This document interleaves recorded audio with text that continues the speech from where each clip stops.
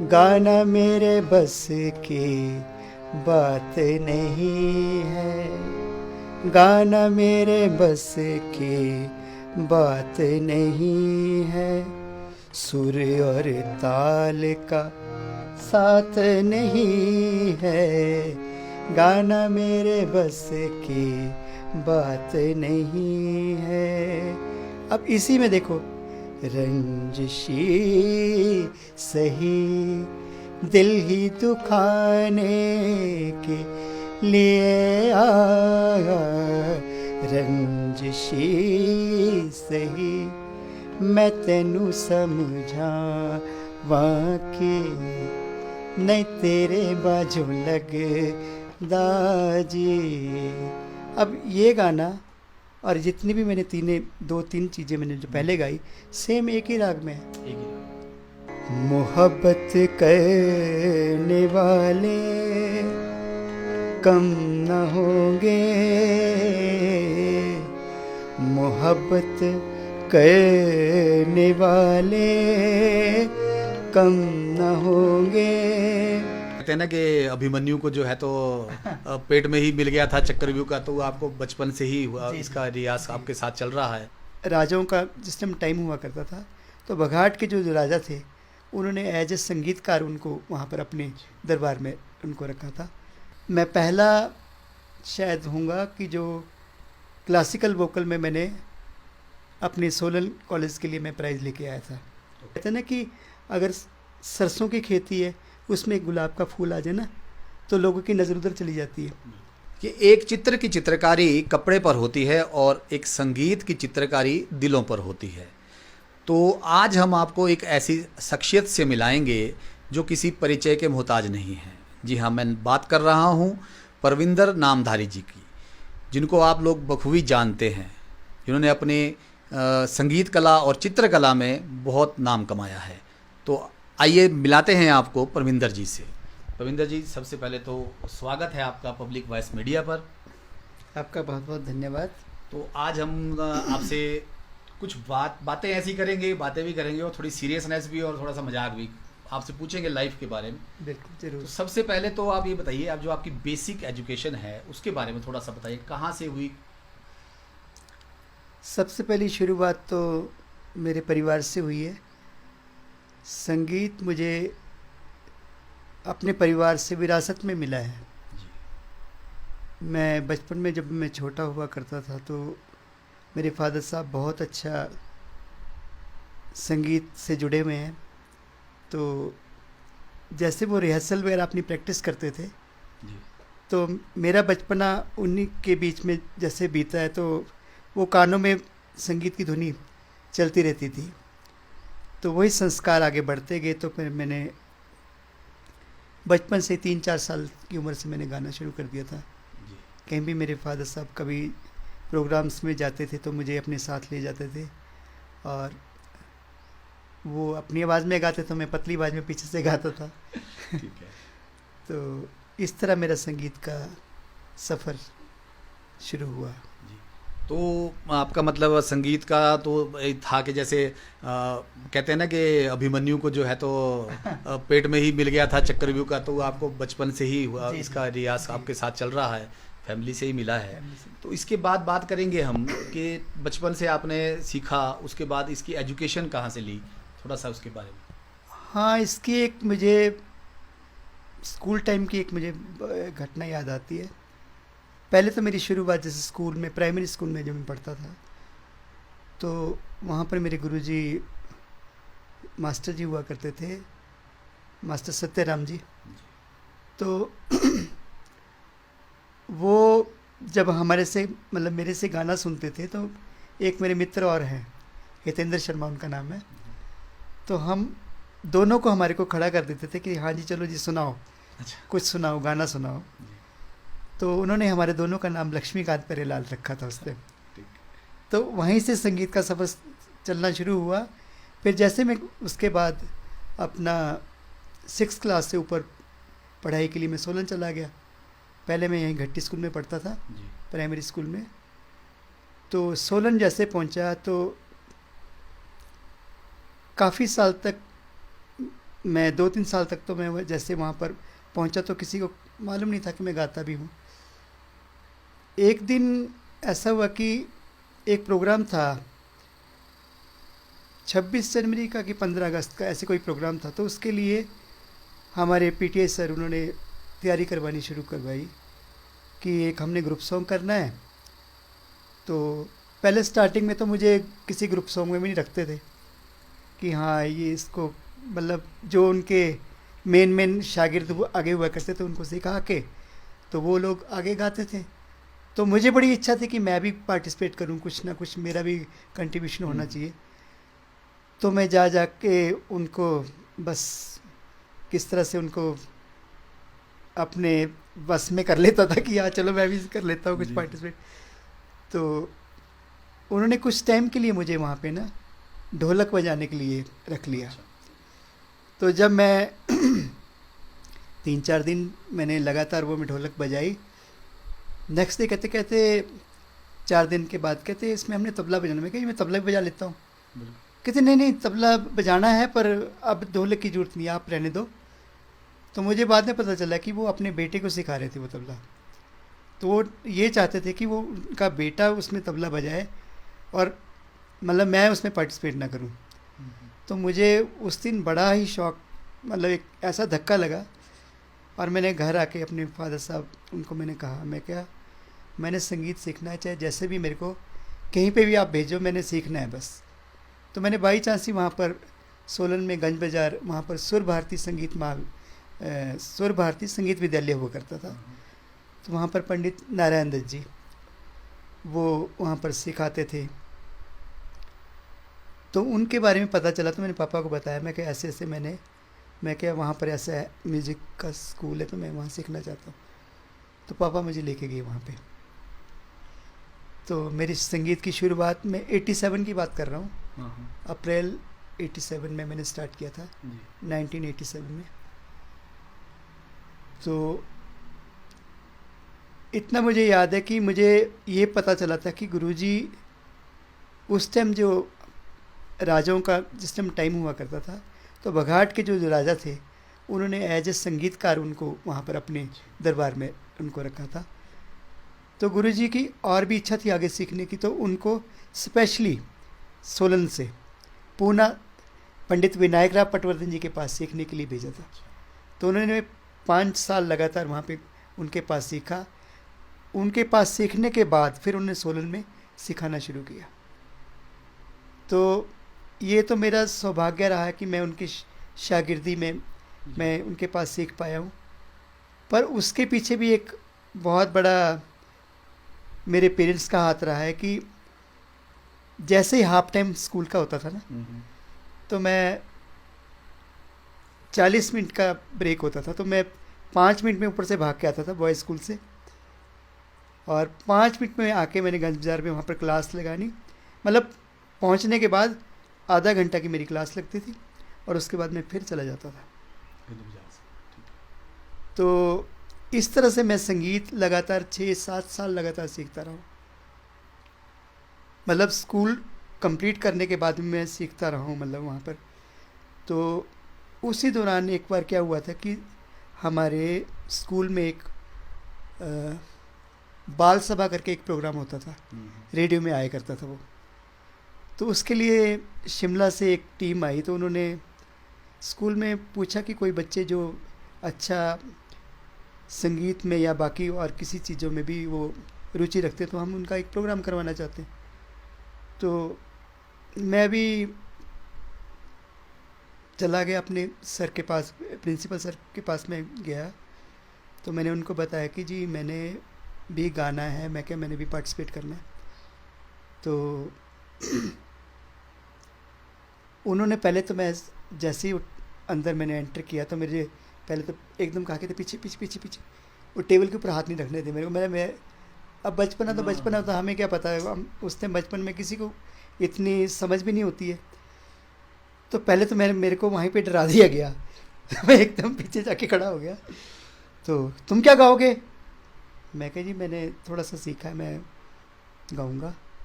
तो कहते ठीक है सुनाओ, फिर गाना सुनाओ। मैं कहा जी मैं हारमोनियम के साथ गाऊंगा। अरे तुम हारमोनियम बजाते हो? मैं कहा हाँ जी। तो उन्होंने फटाफट उसको पीएन को बेल बजाई और उसको बुला लिया कि हारमोनियम लेके आओ। फिर मैंने वहाँ पर गाया तो वो मेरे को देख के हैरान रह गए, कहते अरे तुमने कहाँ से सीख लिया और कहाँ सीखते हो? फिर मैंने बताया कि मैंने ऐसे ऐसे, मैं हाफ टाइम में जाता तो मैं उनके पास में सीखता हूँ। तो मैंने गाया, तो मैंने क्लासिकल राग, मैंने राग मालकोंस गाया था उस टाइम। उसके बाद उन्होंने कहा कहते आपके साथ तो तबला बजाने वाला कोई नहीं मिलेगा, तो आपके साथ कौन बजाएगा? तो मैंने कहा कि मेरे गुरुजी, मैं उनसे रिक्वेस्ट कर लूँगा तो वही मेरे साथ बजाएंगे।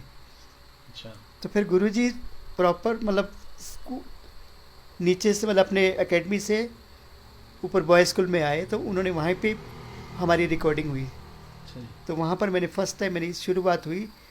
तो जो लोग मतलब जो मुझे ये बात कहनी नहीं चाहिए कि जब मुझे पहले वहाँ पर एक मौका भी नहीं मिलता था गाने का, उसके बाद जितने भी प्रोग्राम्स होते थे सब में मुझे प्रिंसिपल सर ने कहना कि प्रविंदर ये करवा दीजिए, आप ग्रुप सॉन्ग करवा दीजिए या ऑर्केस्ट्रा करवा दीजिए या फिर कोई भी नाट्य वगैरह हो, और जितने भी प्रोग्राम। उसके बाद हमारे स्कूल के प्राइजेस आने शुरू हो गए जी। और क्लासिकल में मैं 3 साल लगातार स्टेट तक में विनर रहा। डिस्ट्रिक्ट में तो हम जाते थे, उसके बाद स्टेट में भी विनर रहा, मतलब फर्स्ट आता रहा उसमें। ऐसे फिर हमारा आगे का सफ़र भी चलता रहा। फिर मैं उसके बाद यहाँ पर मैंने काफ़ी लोगों से मैंने सीखा। पंडित नारायण दत्त जी के पास, उनके पास से मैं विधिवत मैं संगीत की शिक्षा लेता रहा हूँ। उसके बाद प्रोफेसर सुचेत सिंह मनकोटिया जी, उनके पास भी मैंने सीखा कॉलेज में।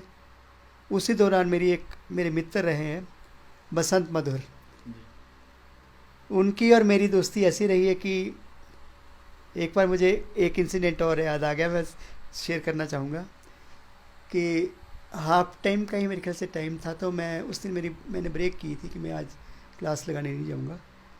तो मेरी तबीयत ठीक नहीं थी, तो बीच में हम भाग के नीचे को आ गए। तो मेरे ख्याल से पीटी का पीरियड था शायद। तो नीचे आके हमारे को पीटी सर ने खड़ा कर दिया कि हाँ जी चलो खड़े हो जाओ। तो हमारी बारी आ गई, हम डंडे पड़ने थे। तो जैसे मैंने हाथ आगे किया तो बसंत को मुझे ये मालूम था कि इसकी तबीयत ठीक नहीं, बुखार है इसको। तो उसने फटाफट हाथ आगे कर लिया, कहते इसको मत मारना जी, मुझे मार लीजिए आप। तो मुझे याद है वो मेरा मित्र, आजकल वो न्यूजीलैंड में रहता है, वहाँ संगीत सिखाते हैं वो, तबला में बहुत अच्छा। उन्होंने फर्स्ट टाइम जब स्कूल से मैंने टूर्नामेंट्स में गाना शुरू किया तो वही मेरे साथ तबले पे थे। तो हमने जितना भी संगीत का सफ़र मेरा चलता रहा है, हर एक जगह पर हमारा दोनों का बहुत साथ रहा है और हम इकट्ठे जहाँ पे भी गए वहाँ बस झंडे गाड़ के आए। मतलब दोनों की जोड़ी बहुत अच्छी हाँ, रही। बहुत अच्छी। जैसे आपको शुरू में नाम दिया गया था लक्ष्मीकांत प्यारेलाल, हाँ जी, हाँ जी, तो वही रहा। बिल्कुल। चलिए, वो चलता अच्छा रहा। हायर एजुकेशन के बारे में बताइए। मतलब संगीत में ही आपने हायर एजुकेशन की है, कहाँ से की है? हाँ, गुरुजी के पास भी मैंने विशारद की थी। मैं 10th क्लास में था तो उसने मैंने संगीत में विशारद कर ली थी। बाकी कॉलेज में जाके भी मैंने म्यूज़िक सब्जेक्ट आगे रखा, कंटिन्यू रखा इसको। तो उसमें कॉलेज में मैंने म्यूज़िक सब्जेक्ट रखने के साथ साथ जो कॉलेज के यूथ फेस्टिवल्स वगैरह होते थे उसमें भी पार्टिसिपेट किया। तो मैं पहला शायद हूँगा कि जो क्लासिकल वोकल में मैंने अपने सोलन कॉलेज के लिए मैं प्राइज़ लेके आया था। हाँ जी, तो 3 साल लगातार मैं प्राइज़ अपने लेके आता रहा हूँ वहाँ से, और क्लासिकल में ही लेके आया हूँ। और उसके अलावा भी जो ओपन यूथ फेस्टिवल होते थे उसमें भी मैं पार्टिसिपेट करता था। तो उसमें भी मतलब कॉलेज के बाद यूनिवर्सिटी लेवल, मतलब इंटर यूनिवर्सिटी, और उसके बाद आगे भी मैं गया हूँ, और नॉन यूथ फेस्टिवल में भी मैं आगे तक गया हूँ। तो उसमें भी मैंने कैलकाटा, ये अपना चेन्नई, अहमदाबाद, पटियाला, ये लुधियाना, इन हर एक जगह पे मैंने अपने हिमाचल को रिप्रेजेंट किया है।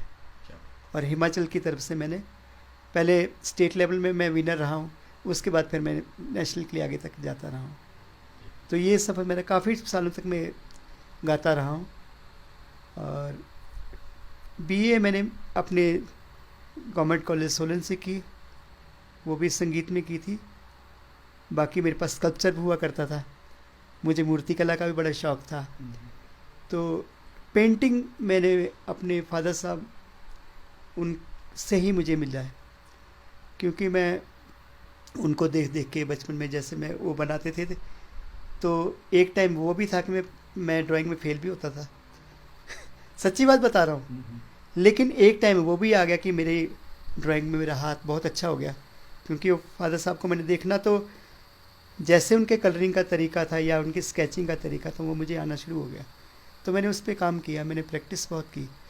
तो जैसे मैं प्रैक्टिस करता रहा तो मेरा हाथ सत्ता रहा, निखरता रहा। चलिए अब बात करते हैं थोड़ा सा संगीत की तरफ, ठीक है। हाँ। तो अपनी पसंद की कोई एक अच्छी सी गज़ल या कुछ भी आपको जो सबसे पसंद हो वो थोड़ा सा गुनगुना दीजिए।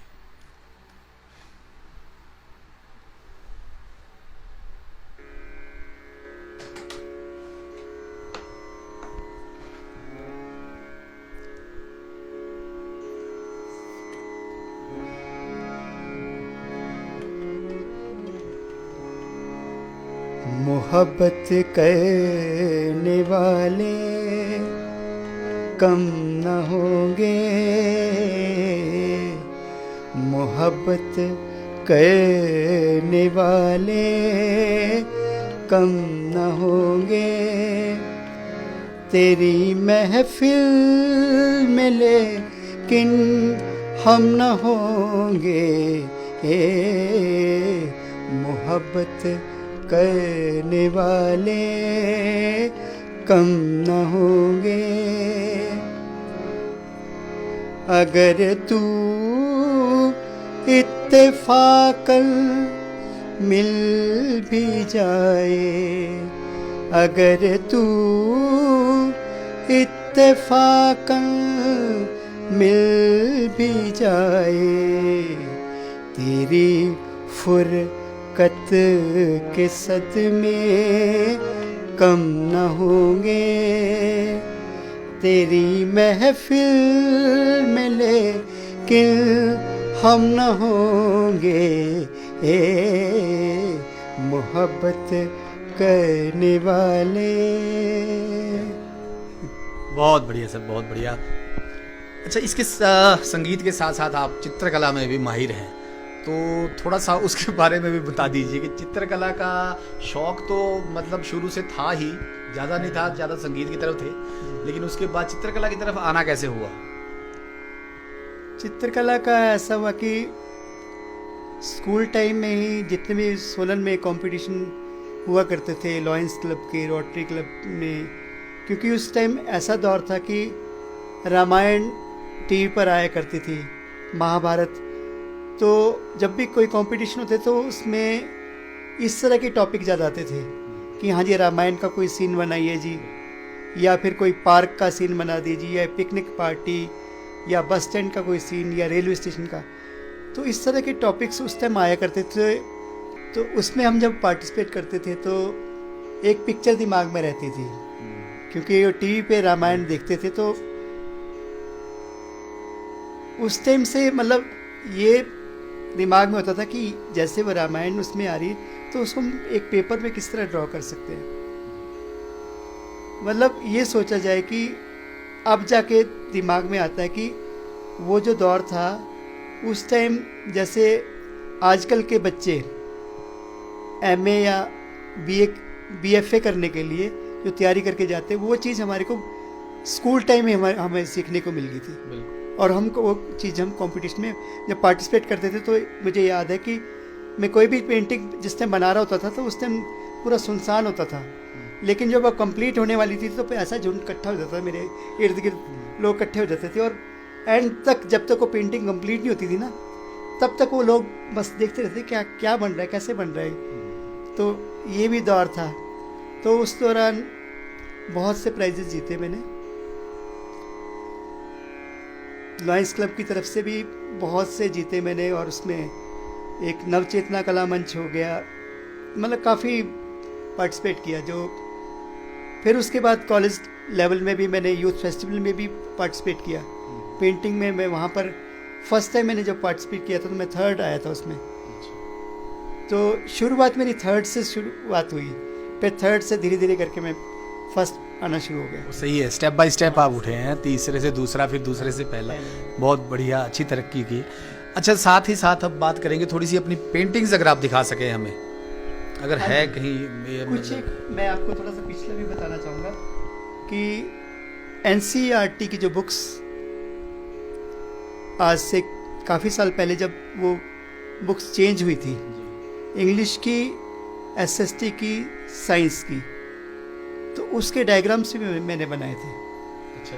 और वो दौर ऐसा सा हुआ करता था कि एक तो डायग्राम सारे कलर्ड होते थे वो, तो वो उसमें बाकायदा मेरा नाम था पीछे। और उसके अलावा एनसीईआरटी की जितनी बुक्स होती थी, जितने भी ये जनसंख्या के ऊपर या फिर एड्स के ऊपर या फिर साक्षरता के ऊपर जितने भी बड़े बड़े पोस्टर बनते थे, वो भी मैं डिज़ाइन करता था। और यहाँ तक कि ये सामने आप देख रहे होंगे, जोगिंद्रा केंद्रीय सहकारी बैंक समिति, इसका इंसिग्निया ये मेरा बना हुआ है। अच्छा, ये ऊपर जो, हाँ, ये जो बना है ना साइड में, ये मेरा बना हुआ है।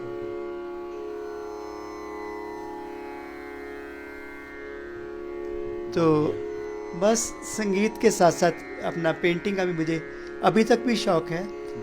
तो अभी भी मैं पेंटिंग जब भी मुझे समय मिलता तो मैं बनाता हूँ। बल्कि पीछे से मैंने अभी एक मुझे पोर्ट्रेट का भी एक ऑर्डर आया था। अच्छा, तो वो मैंने बना के दिया था।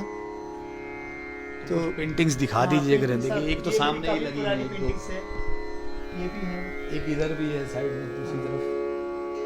बाकी ऑयल्स पेंटिंग मेरे पास और भी बड़ी पड़ी है।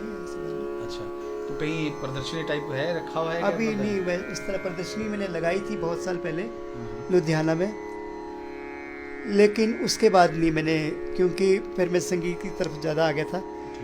तो साइड बाय साइड में बनाता हूँ, शौक़ है मुझे। नहीं तो मतलब अपने लिए वैसे ही शौक के लिए बनाते हैं या सेल के लिए भी रखे हैं? कोई अगर खरीदना चाहे तो? खरीदना चाहे तो मैं वो सेल भी करता हूँ, क्योंकि इतने सालों के बाद मुझे पीछे से 2 ऑर्डर और मिले थे मुझे। तो वो मेरे ख्याल से 8-8 फुट की वो उसकी हाइट थी, और मेरे ख्याल से ये अपना 4x8 की शायद ऐसे होगी। तो वो पेंटिंग मेरे 2 पेंटिंग्स मैंने बना के दी थी। उसमें भगवान कृष्ण की थी, राधा जी की थी, और उसके बाद फिर मैंने एक पोर्ट्रेट बनाया था, आपको बताया अभी। और उसके अलावा भी पोर्ट्रेट्स मैंने बहुत से बनाए, वॉल पेंटिंग भी की है। मतलब कोई काम छोड़ा ही नहीं मैंने, वो किया अच्छा, है। अभी जो आप ये इंस्टीट्यूट चला रहे हैं, सिखाते भी हैं, हाँ जी, उसके बारे में बताइए। किस नाम से आप चला रहे हैं और कब से चला रहे हैं? कितने स्टूडेंट आपने अभी तक जिनको शिक्षा दे दी है? अभी क्या चल रहा है लेटेस्ट? हाँ जी, अभी तो मेरा जो मल्हास संगीत कला केंद्र के नाम से मैं बच्चों को सिखाता हूँ। और उसमें क्या है कि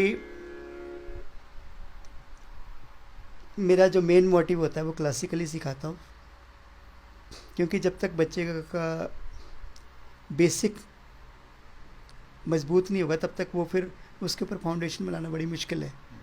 तो उसके लिए फिर क्लासिकल की तरफ बच्चों को एक तो मोटिवेशन ज़रूरी है, क्योंकि आजकल क्लासिकल थोड़ा सा लुप्त, बहुत कम लोग जो है वो इसको समझ पाते हैं।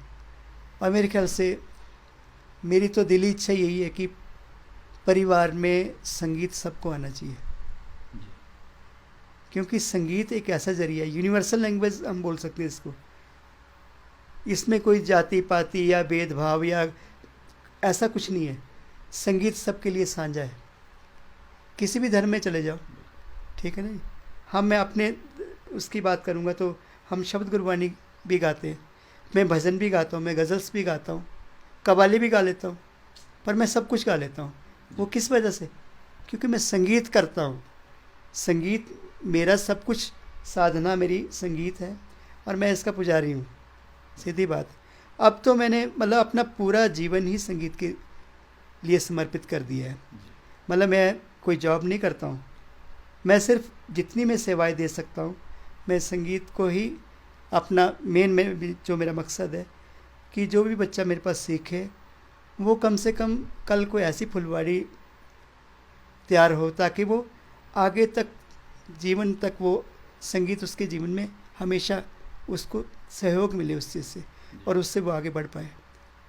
तो यही है कि इसके बगैर गुजारा भी नहीं है, मैं नहीं रह सकता संगीत के बगैर। नहीं, बिल्कुल बिल्कुल। चलिए अब आखिर में, अंत में, अब दोबारा से हमें एक अच्छा सा कोई गाना जो आपको पसंद हो, गाना, गज़ल, कुछ भी जो आप चाहें, ये जिसके थ्रू आप यंग जनरेशन को कुछ मैसेज भी दे दें कि क्या करना चाहिए। देखिए संगीत अगर सब सीखना चाहते हैं, जो भी सीखना चाहता है, लेकिन शास्त्रीय संगीत जो है, क्लासिकल संगीत है, वो उसको सीखने में थोड़ी रुचि आजकल कम है। आमतौर पे मैंने जहाँ तक देखा है, देखिए संगीत की तो इतनी ज़्यादा नॉलेज नहीं है, लेकिन मैंने जहाँ तक देखा है आदमी ये चाहता है कि रियलिटी शो देख के कि मैं भी गाने जा रहा हूँ और मुझे भी करोड़ों रुपए मिल जाएं, लाखों रुपए मिल जाए, मैं जीत जाऊँ। मतलब इसके बारे में थोड़ा सा देखिए, बताइए, क्योंकि बिना एजुकेशन के कोई भी चीज़ जो है तो वो हासिल नहीं हो सकती, चाहे वो संगीत की हो चाहे कोई और हो। इसके बारे में बताइए, कहिए।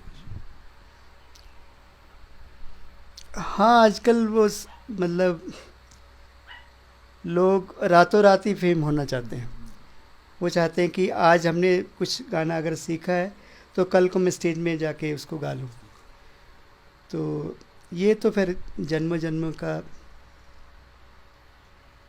सफ़र है। इसमें तो संगीत में चाहे आप एक भी चीज़ पकड़ लो, कोई एक राग पकड़ लो, तो उसमें ही एक ही राग में कितनी कितनी बंदिशें हमारे बुज़ुर्गों ने, हमारे उस्ताद लोगों ने बनाई है। तो वो आज से कितने साल पुराने बंदिशें जो आज भी हम वही चीज़ गा रहे हैं।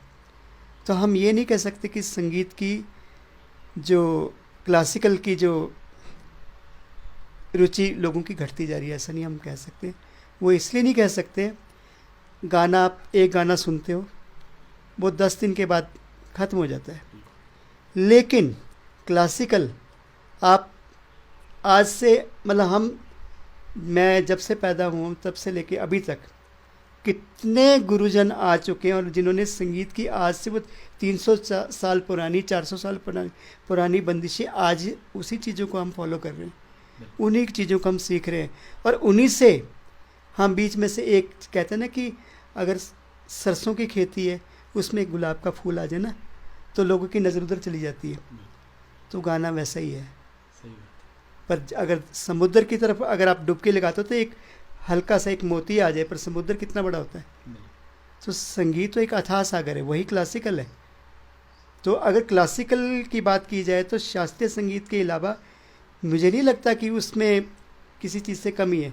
कमी हम लोगों में कि हम उसको कितना उसका विस्तार कर पा रहे हैं, कितना उसको हम टाइम दे पा रहे हैं, कितनी हमारे अंदर उसके प्रति ईमानदारी है। और ईमानदारी होना बहुत ज़रूरी है। अब आप देख लीजिए, मैं एक थोड़ा सा कुछ गुनगुनाऊंगा। एक फिल्मी गाना था, पुराना ही है वो।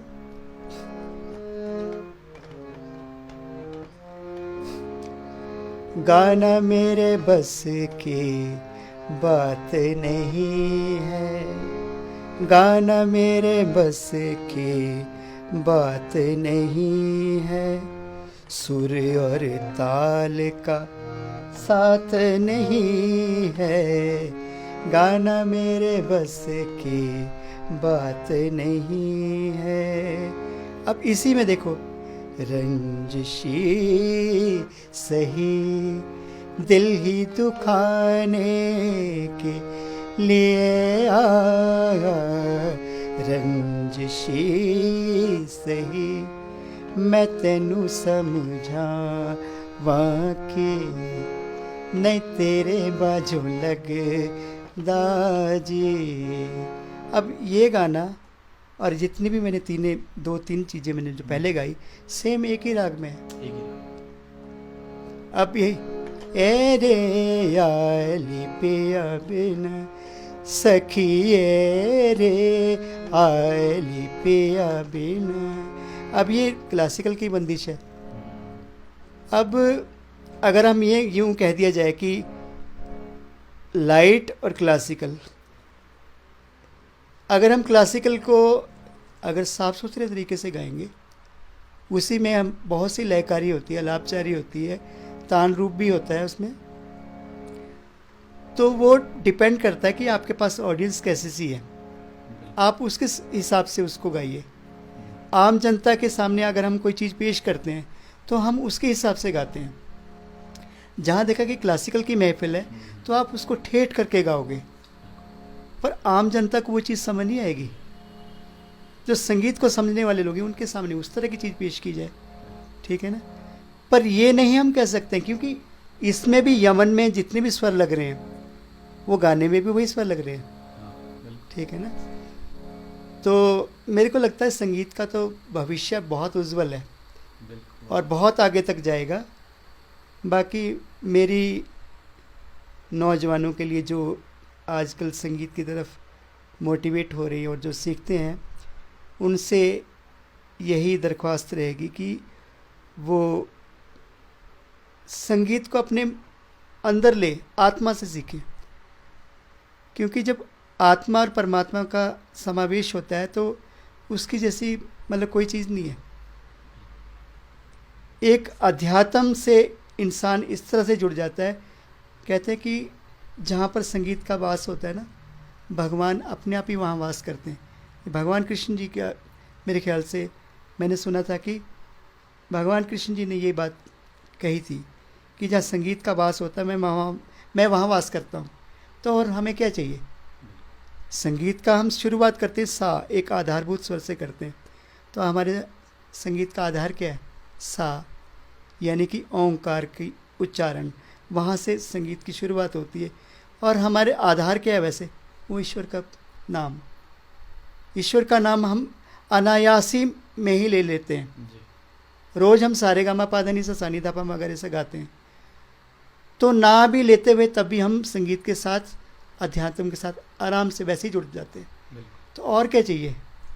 कम से कम जैसे नशे हैं, इतनी बहुत सी बुराइयाँ हमारे समाज में आ चुकी है, तो उससे बचा के अगर संगीत की तरफ सबको मोटिवेट किया जाए तो इससे बड़ी बात क्या होगी।